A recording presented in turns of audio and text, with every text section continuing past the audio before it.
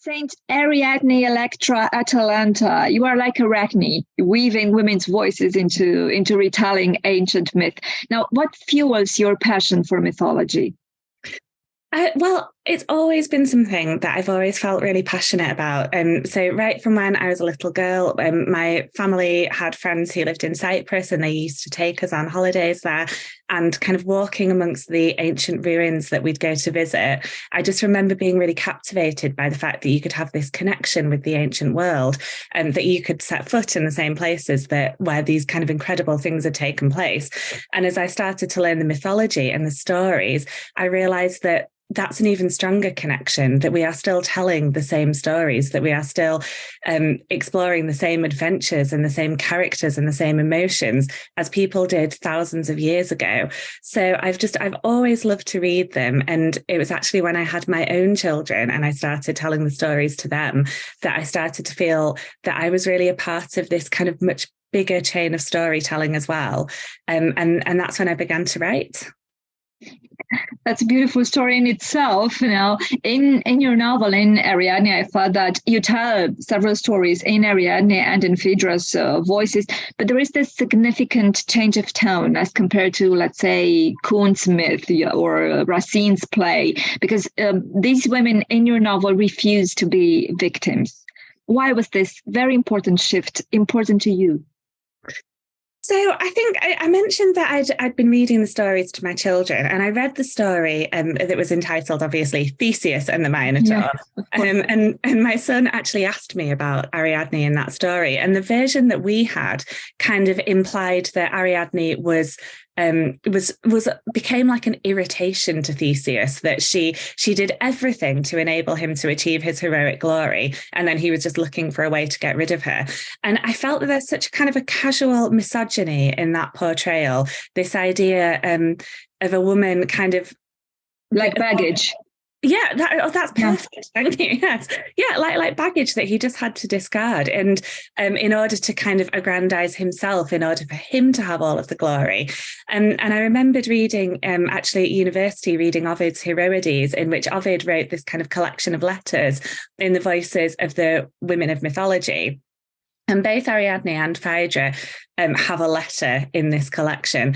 And in Ariadne's, he had her say, and this is the epigraph of the novel, where she says to Theseus, "You will go back to Athens and all these adoring crowds will listen to your stories. But don't forget to tell them that it was me who taught you how to escape the labyrinth." And of course, she never got a mention. And I just thought there was so much strength in that demand and this kind of this desire kind of ringing through the centuries for her side of the story to be told. And so from that perspective, she didn't feel like a victim to me. She felt like somebody for whom the odds of society were very much stacked against her in this very patriarchal, very misogynistic world. But she was always fighting to be free of it.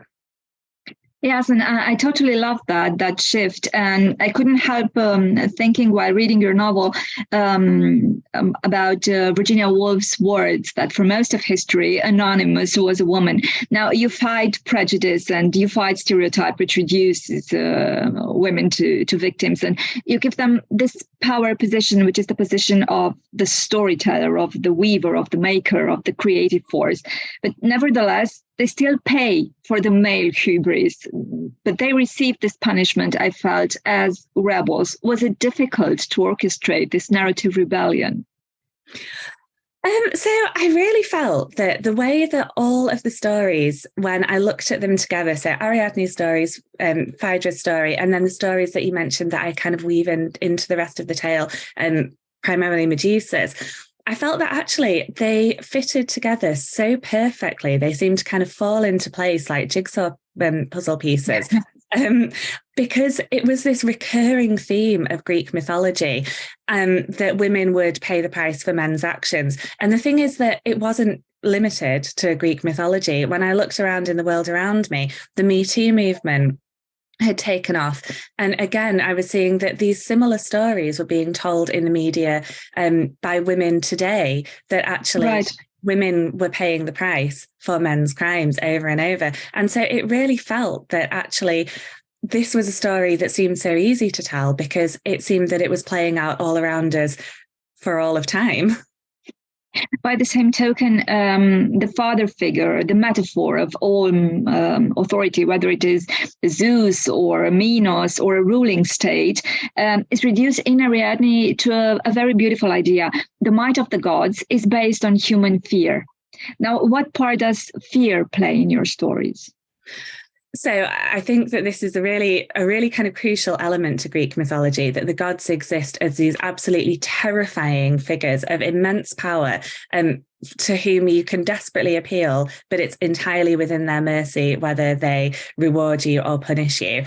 And I think that that's kind of a product of an ancient society in which the world really is subject to the whims of what seem like destructive forces that become the gods. And so fear really seemed that it's kind of woven into these stories. I think it's baked in, that the world is a frightening place, and it's even more frightening if you are a woman.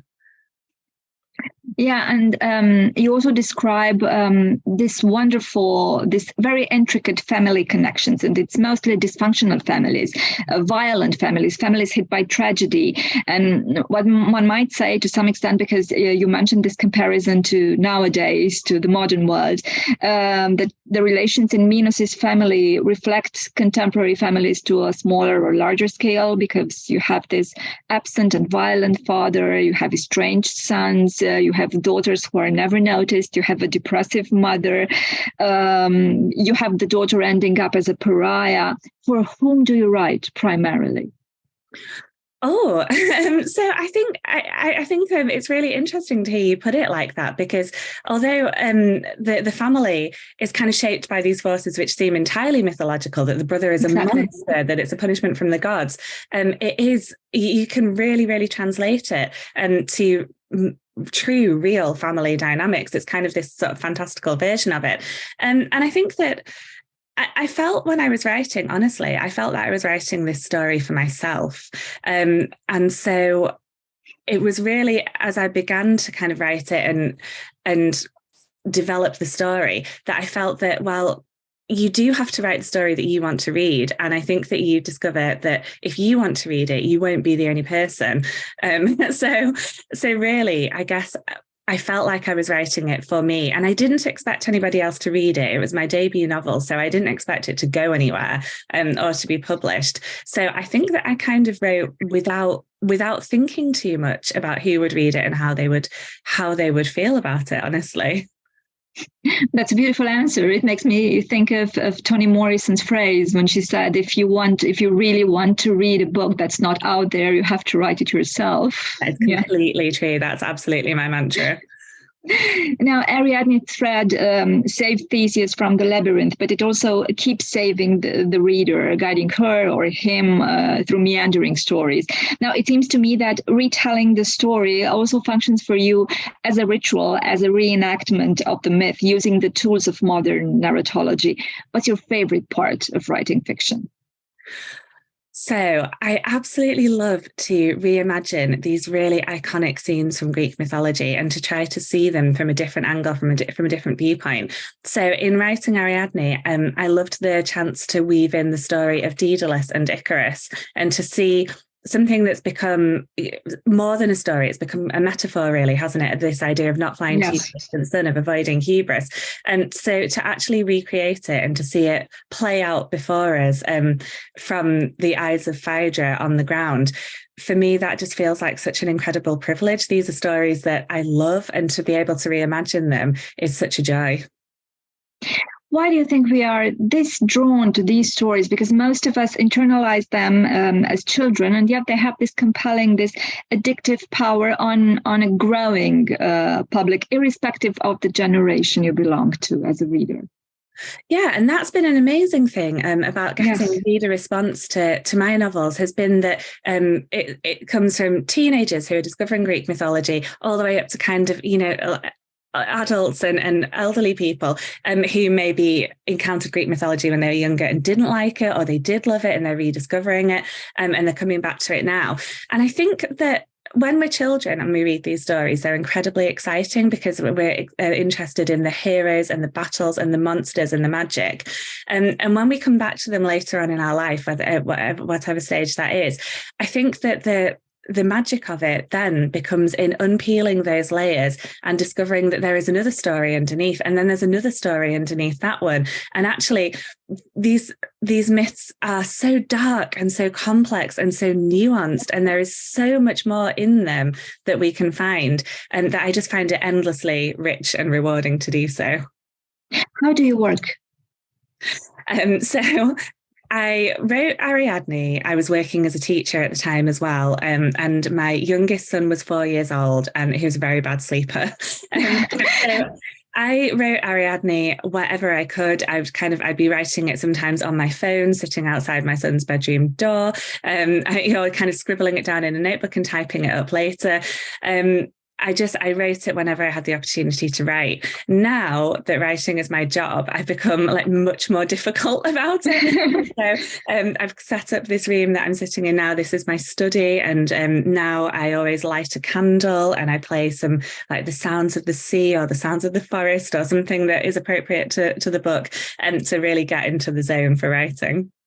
No, that's an incredible image. Now, I think that we are all left in Naxos at some point in our lives. And it is true that divine intervention saves Ariadne. Yet her healing begins the moment she starts telling her own story, the moment she becomes the storyteller, actually.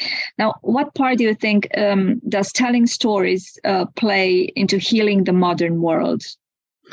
I think it's absolutely fundamental. I think that telling stories is a way that we can work through and approach all of these incredibly difficult feelings, these things that are so hard for us to talk about in real life a lot of the time. I find that going into Greek mythology, you find an incredible amount of trauma. And we talked about fear of kind of the natural world and the gods, but also I find I come back to motherhood over and over again in my stories, because I think that motherhood in the ancient world becomes a much more fraught prospect, where women don't have autonomy over their bodies and where women face so much danger when it comes to motherhood that they have no choice quite often whether to participate in or not. So I really find that exploring, and with Ariadne and Phaedra, I gave them very different experiences of motherhood. And I find that kind of exploring that just allows us to kind of delve into our deepest anxieties and our worries. And I think it's so important as well that there is this resurgence of retellings from the female perspective, because it's not just telling stories that heals us, but I think hearing stories and seeing ourselves within them. And I think that for girls and young women and for boys to see that the female characters can play this central role in their own stories, I think is really important for healing kind of wounds in society as well. And one final question to you. If you were to invent a constellation and stand it on the sky the way Dionysus sends Ariadne's wedding crown among the glittering stars, what would it be? That is an amazing question. I have never been asked before. So for me, it would be, because I am a mother, I have 2 little boys, it would have to be something for my 2 children. So they don't have crowns, unfortunately. So it would be something in the shape of them, I think, because they are the most precious things in my life. That's a wonderful choice. Thank you so very much. This was so rewarding. Thank you. Thank you. Thanks so much. I totally loved it. Thank you. Oh, thanks a lot. It was really nice to meet you. And yeah, I hope that Romanian readers enjoy the book. Well, so do I. Actually, I'm quite certain they will. And I'm very much looking forward, as I said, to reading your other ones. Thank you. Thank you. Bye. Have a nice day. Bye.